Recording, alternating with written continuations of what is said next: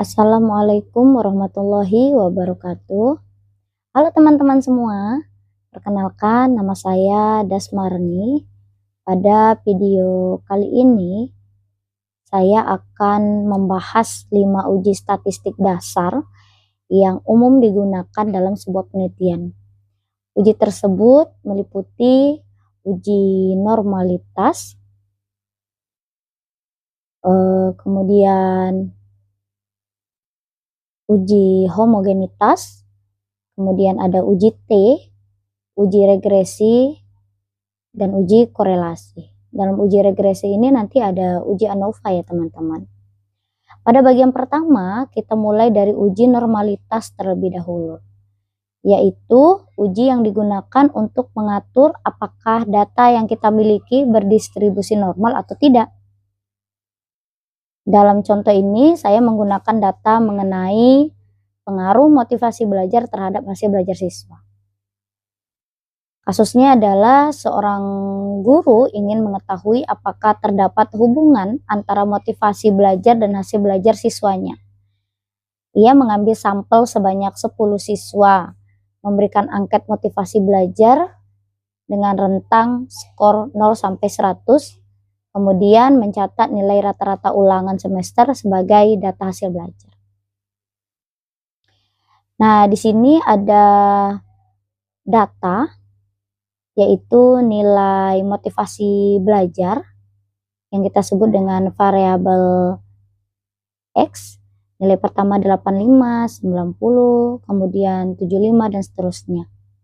Kemudian ada hasil belajar dengan skor 88, 95, 80 sampai seterusnya.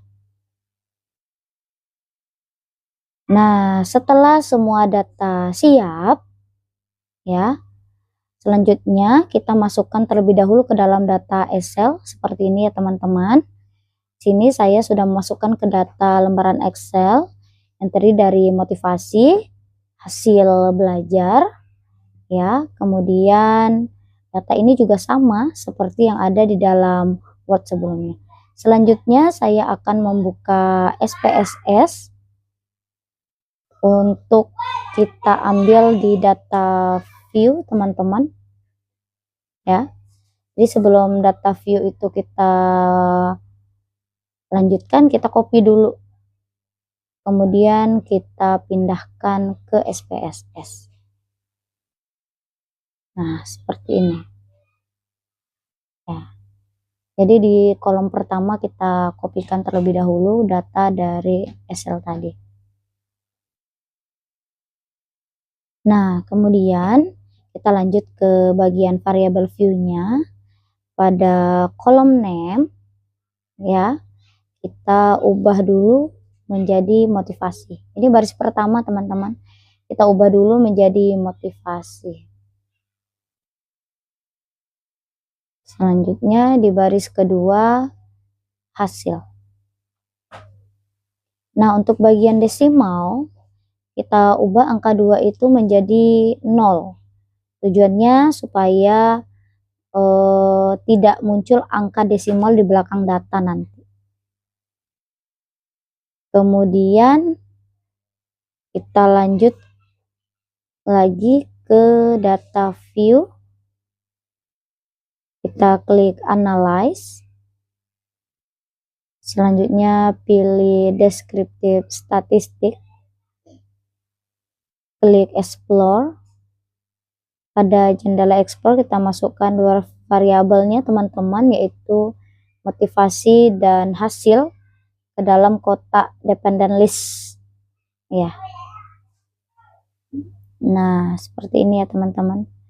Kemudian kita klik tombol plots, selanjutnya centang normality plots with test, lanjut continue, baru kita tekan OK.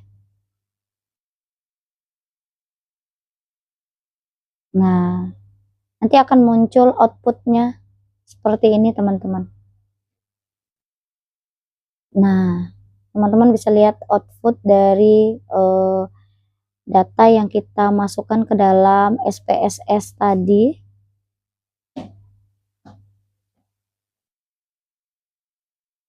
Oke, ini nanti kita akan lihat pada bagian tes normality. Bagian tes normality. Nah, ini dia teman-teman. Nah, terlihat bahwa nilai signifikansi sebesar 0,707 teman-teman. Berdasarkan kriteria, jika nilai signifikansinya lebih besar dari 0,05, maka data dinyatakan berdistribusi normal. Sebaliknya, jika nilai signifikansinya kurang dari 0,05, maka data tidak berdistribusi normal. Jadi, dapat disimpulkan bahwa data ini berdistribusi normal.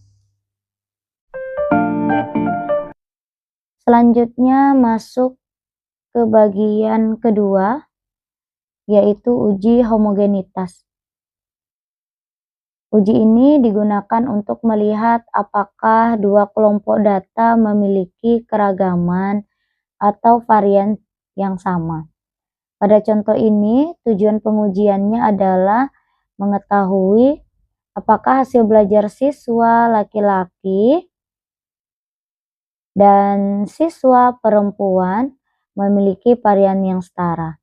Data yang digunakan pada bagian ini berbeda dari uji normalitas sebelumnya. Perbedaannya terletak pada kolom pertama yang saya buat di situ jenis kelamin, yang mana jenis kelamin ini saya buat dengan menggunakan kode 1 untuk laki-laki sebanyak 5 orang, kemudian kode 2 untuk anak perempuan sebanyak 5 orang, dan menampilkan hasil belajarnya juga pada kolom sebelahnya. Langkah pertama dari data disalin dari data Excel dulu.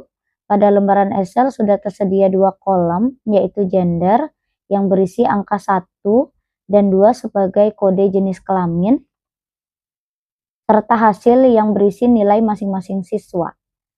Setelah itu, aplikasi SPSS dibuka. Pada menu File, kemudian New, kemudian klik Data, dibuat lembar kerja baru untuk analisis uji homogenitasnya. Nah, kemudian masuk ke variabel view. Di bagian nama, baris pertama diberi nama gender, baris kedua hasil, kemudian pada kolom desimal sama seperti sebelumnya ya, kita ubah dulu menjadi 0 agar tidak muncul angka desimal di belakang data. Di bagian label, variabel gender diberi label jenis kelamin. Sedangkan variabel hasil diberi label hasil belajar.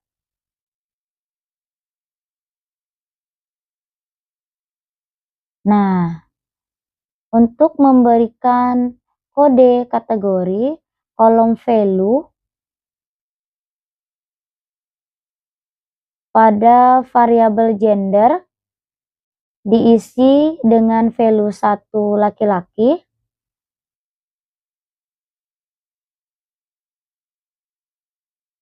kemudian kita add, selanjutnya value-nya 2 dan labelnya kita isi dengan perempuan. Kita tekan add lagi, kemudian baru oke. Setelah selesai, data dari Excel disalin kembali ke data view SPSS dan ditempelkan pada kolom yang sesuai.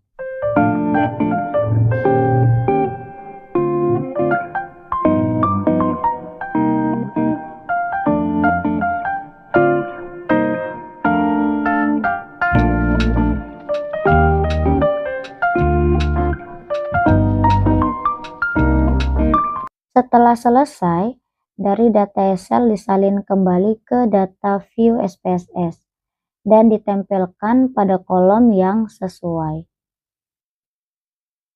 Jika ingin menampilkan value labels, klik menu view, lalu beri tanda centang pada value labels. Setelah itu, label nilai akan terlihat pada tampilan data.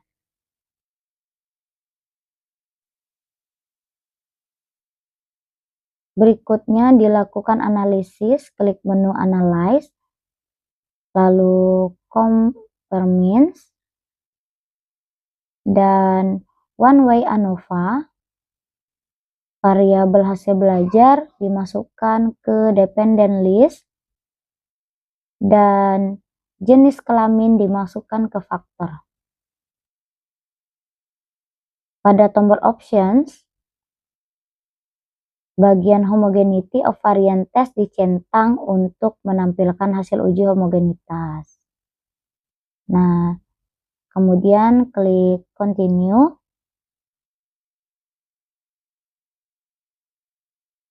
Lalu klik OK. Output akan muncul seperti ini. Nah, pada bagian Homogeneity of Variance terlihat nilai signifikansi sebesar 0,701. Teman-teman ya, dapat lihat di situ. Jadi, karena 0,701 lebih besar daripada 0,05, maka dapat disimpulkan bahwa varians hasil belajar antara siswa laki-laki dan perempuan adalah homogen. Dengan kata lain, kedua kelompok memiliki keragaman data yang setara sehingga data memenuhi asumsi homogenitas.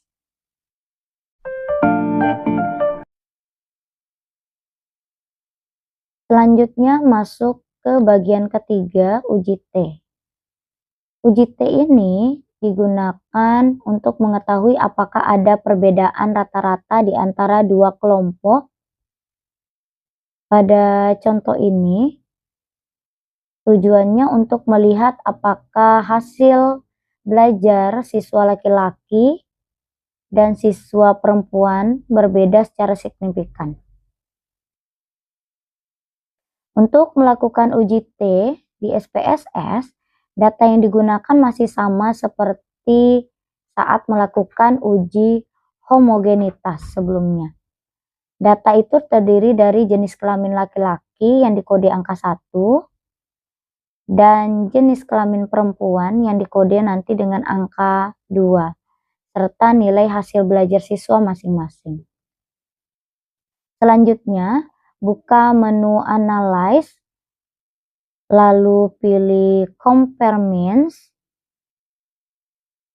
dan klik Independent Sample T-Test.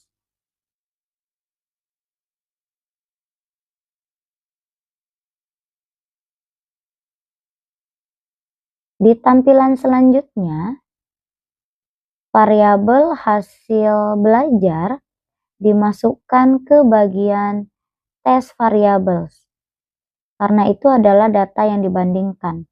Sedangkan variabel jenis kelamin dimasukkan ke Grouping Variables, karena kelompok perbandingannya adalah laki-laki dan perempuan. Kemudian klik Define Groups. Grup 1 kode 1, grup 2 kode 2, lalu klik Continue dan OK. Nah, di sini kita bisa melihat hasil uji T akan muncul. Terlihat bahwa nilai signifikan berada pada angka 0,701. Karena 0,701 lebih besar dari 0,05, maka dapat disimpulkan bahwa tidak terdapat perbedaan yang signifikan antara hasil belajar siswa laki-laki dan perempuan. Perbedaan nilai rata-rata yang muncul di data bukanlah perbedaan yang bermakna secara statistik. Dengan demikian, berdasarkan uji T independen, hasil belajar siswa laki-laki dan perempuan dapat dianggap tidak berbeda secara signifikan. Selanjutnya masuk ke bagian keempat, yaitu uji regresi.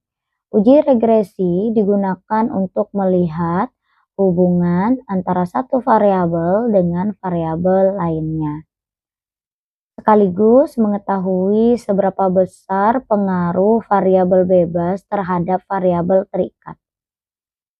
Nah, pada bagian ini digunakan data yang sama seperti pada uji normalitas pertama, yaitu data motivasi belajar sebagai variabel bebas dan hasil belajar sebagai variabel terikat. Langkah pengerjaannya, yang pertama, klik menu Analyze,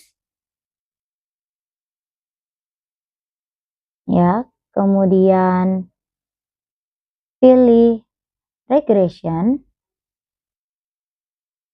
kemudian klik Linear. Pada tampilan yang muncul yaitu variabel hasil belajar dimasukkan ke bagian dependen, kemudian motivasi belajar dimasukkan ke bagian independen. Jika sudah, klik OK untuk menjalankan analisis. Nah, teman-teman bisa lihat setelah muncul output, nilai regresi dapat langsung dibaca, teman-teman. Pada bagian model summary, terlihat bahwa nilai R-square adalah 0,971, artinya 97,1% variasi dalam hasil belajar dapat dijelaskan oleh motivasi belajar. Ini menunjukkan hubungan yang sangat kuat antara dua variabel. Kemudian, pada tabel ANOVA terlihat nilai signifikansinya adalah 0,000. Karena nilai ini lebih kecil dari 0,05, dapat disimpulkan bahwa model regresi bersifat signifikan. Dengan demikian, dapat dikatakan bahwa motivasi belajar berpengaruh positif dan signifikan terhadap hasil belajar siswa. Semakin tinggi motivasi belajar, maka cenderung semakin tinggi pula hasil belajar yang diperoleh. Selanjutnya, kita masuk ke bagian terakhir, yaitu uji korelasi. Uji korelasi ini digunakan untuk mengetahui seberapa kuat hubungan antara dua variabel. Kita ingin melihat hubungan antara motivasi belajar dan hasil belajar siswa. Data yang digunakan sama seperti data pada uji normalitas dan uji regresi sebelumnya. Nah, langsung saja kita ke langkah-langkahnya. Pertama, pada tampilan SPSS, klik menu Analyze. Lalu pilih Correlate. Setelah itu klik Bivariate. Kedua, pindahkan variabel motivasi belajar dan hasil belajar ke bagian variabel.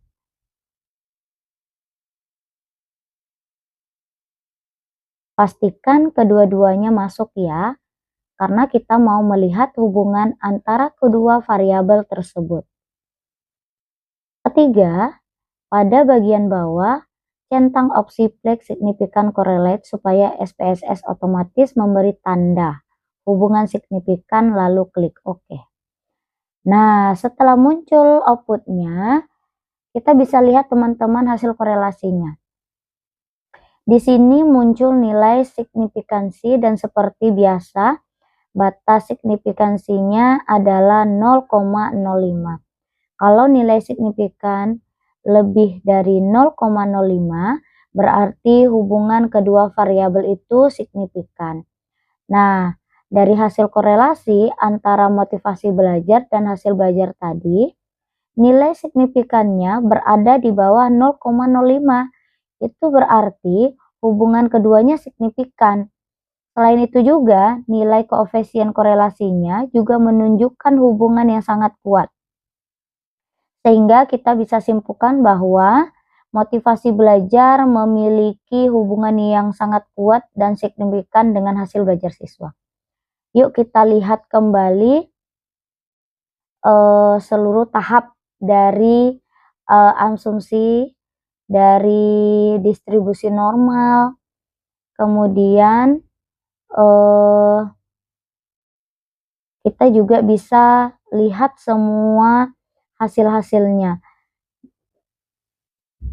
Jadi dapat kita simpulkan bahwa dari kelima uji yang sudah dilakukan, seluruh tahap ini sudah memenuhi syarat uji asumsi klasik. Data yang kita gunakan berdistribusi normal, kemudian homogen, dan hasil korelasi serta regresinya menunjukkan bahwa motivasi belajar sangat memiliki hubungan yang kuat dan berpengaruh signifikan terhadap hasil belajar siswa. Selain itu, dari hasil uji T, kita juga mengetahui bahwa tidak ada perbedaan hasil antara siswa laki-laki dan siswa perempuan. Artinya, baik laki-laki maupun perempuan memiliki peluang yang sama dalam mencapai hasil belajar yang baik. Sebagai pengingat untuk kita semua, normalitas itu untuk mengecek apakah data berdistribusi normal, homogenitas, melihat kesamaan varians antar kelompok. Uji T digunakan untuk mengetahui perbedaan rata-rata kelompok. Regresi menjelaskan pengaruh satu variabel terhadap variabel lainnya. Dan korelasi melihat seberapa kuat hubungan antara dua variabel. Baiklah, sampai di sini dulu video kita kali ini. Kalau ada kata-kata yang kurang tepat, saya mohon maaf. Saya akhiri dengan Assalamualaikum warahmatullahi wabarakatuh.